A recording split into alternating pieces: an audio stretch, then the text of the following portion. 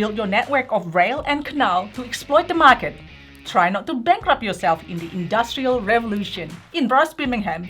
And today we're diving into a quick start tutorial for Brass Birmingham. We'll explain everything you need to know if you want to get started quickly and pick up the details and icons as you go along in 15 minutes or less. And hi everyone, it's Stella. And Taryn, and welcome to Meeple University. Hey, you know what to do after this? Like, subscribe, let us know in the comments. Enjoy the game and let's get to the classroom.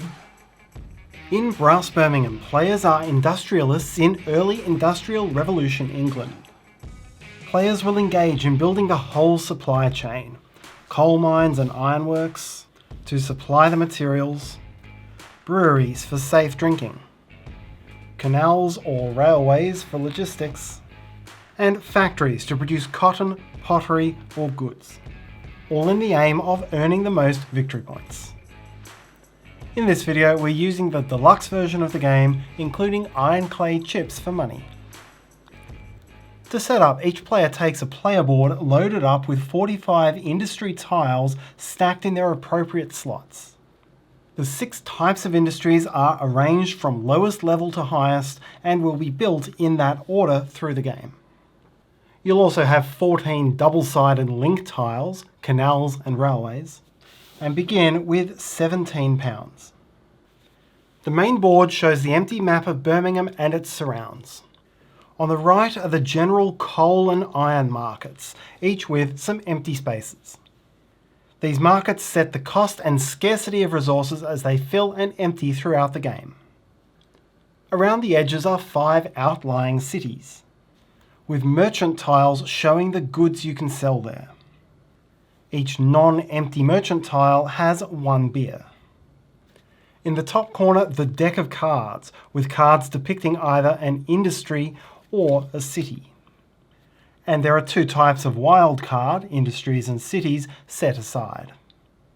Each player begins with a hand of 8 cards. Note that some merchants' cards and outlying cities are removed from play at lower player counts.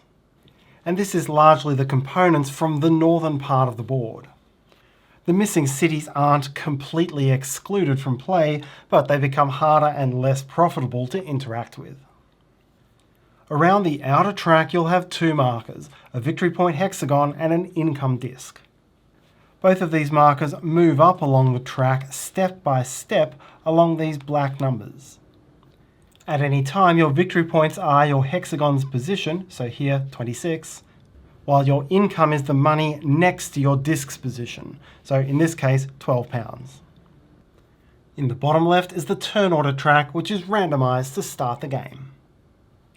The game plays in 2 eras, the canal era and the rail era, with scoring at the end of each and a partial reset of the board between the 2. Each era plays in 8 rounds. Each round, each player takes 1 turn in turn order. And on each of your turns, you will take 2 actions, except in the very first round when you'll take only 1. Each action requires you to discard 1 card face up from your hand. And in most cases, it doesn't matter which card you choose. Build is the only one of the 6 actions where the card you choose restricts your options. You redraw to 8 cards after each turn if possible, and you stop doing this once the deck is empty, meaning that your hand will ultimately dwindle down to empty by the end of the era. All money you spend on your turn is temporarily placed on your turn order marker. At the end of each round, turn order is reorganised from least money spent to most, with tied players retaining their relative positions in turn order. The spent money can then be returned to the supply, and all players gain their cash income from the income track. I will now explain the 6 actions, and I'll do so in the context of the canal era. How those same actions change in the rail era, I'll explain later in the video. The first action is build. To build an industry tile, either discard a city card, take your lowest level tile of any one industry, and build it in the city matching the card you discarded. Or discard an industry card, Take the lowest level tile of that industry that you have and build it into a city adjoining one of your previously placed links, or anywhere if you have no pieces on the map. Pay the cost to the left of the tile.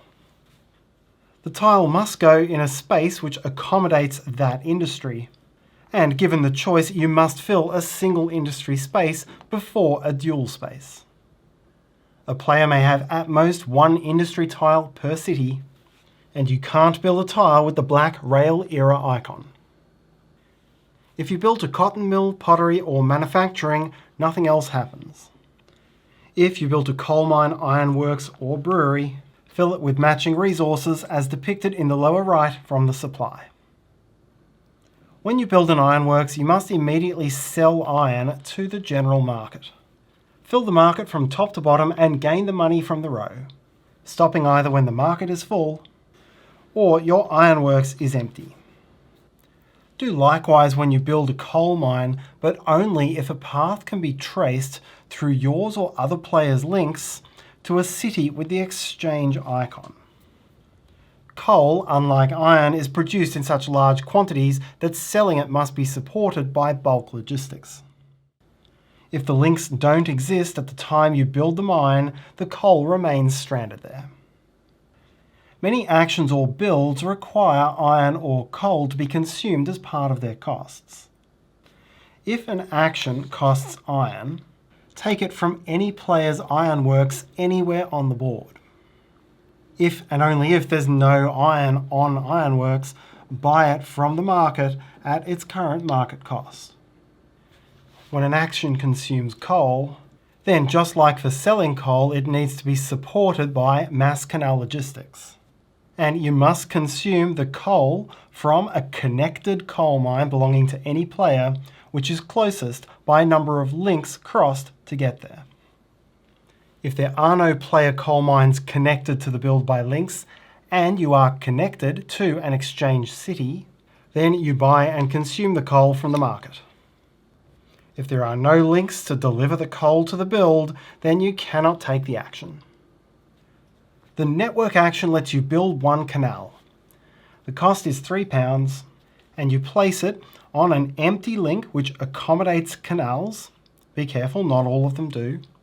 And which either adjoins a city which contains one of your industry tiles, or which adjoins a city which was previously adjoined by one of your links. You can build anywhere if you have no pieces on the map. The sell action lets you sell goods from and then flip over any number of your cotton mills, manufactories, or potteries. Each tile you sell from must be connected by any player's links to a city with a merchant tile that accepts those goods. And for each sale you must consume the amount of beer shown in the top right corner of the tile. When consuming beer, it may come from the merchant tile you're selling to, in which case you also gain its connected bonus, or it can come from your own brewery anywhere on the board, regardless of links, or it can come from an opponent's brewery as long as it's connected by links to the tile you're selling from. Flipping tiles is your key to victory. The three factory types are flipped with the sell action, while coal mines, ironworks, and breweries are flipped over as soon as there are no resources left on them. In all cases, when you flip over a tile, gain income steps as shown in the bottom right corner of the tile. The other icons, the victory points and the link icons, will score in intermediate and endgame scoring. The develop action lets you discard up to 2 tiles from your player board, doing this for free and without building them. This lets you access the better tiles more quickly.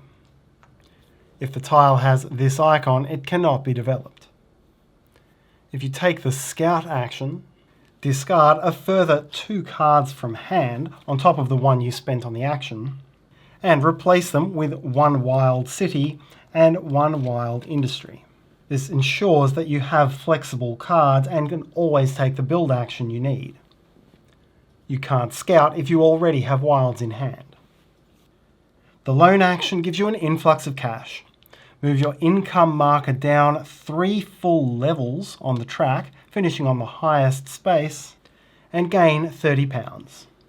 Don't be surprised if you do this at least a couple of times to get money when you need it, but be aware that an early loan could turn your end of round income into an interest payment. After 8 rounds, the deck and all player hands will be depleted. Now resolve intermediate scoring. Every flipped industry tile scores the lower left number of victory points for the tile's owner. Then each canal scores 1 point for each link icon on flipped industry tiles in its adjoining cities, regardless of industry tile owner. This canal would score 7 points, this would score 4. Now remove all canals and remove all level 1 industries, flipped or unflipped, resulting in a substantial reset to the board. Refill the empty merchant beer slots, reshuffle and reset the draw deck, and all players draw a new hand of 8 cards. You'll now proceed to the rail era, and a few rules change. You may now have multiple industries in the same city. And when building with an industry card, you may build either adjoining a link or in a city where you already have industry. You cannot build a tile with the blue canal era icon. This must be developed off your board before you have access to the next level up. Newly built breweries produce 2 beer instead of 1, and you may overbuild one of your tiles with another one of the same type. You still pay the full cost, but once the board fills up, this is a way of pushing lower scoring tiles off to make space for higher scoring ones. But the major change is in the network action. We're now building rail on spaces which take rail, and instead of being limited to building a single link, you may now build 1 or 2 links per action. Building 1 link costs £5 and 1 coal, while the action to build 2 links costs a total of £15, 2 coal and a beer. For logistics, these can be linked to either end of the rail once it's placed, and as usual, you can consume an opponent's beer by links or your own beer from anywhere. After the rail era is finished, gain points for all of your flipped industry tiles, and link points for all of your placed links exactly as you did in the canal era. The player with the highest score wins. If tied, highest income wins, and if still tied, most leftover money. Thanks for watching, and if you like this video, maybe you'd like to watch this next one. Have a great day, bye!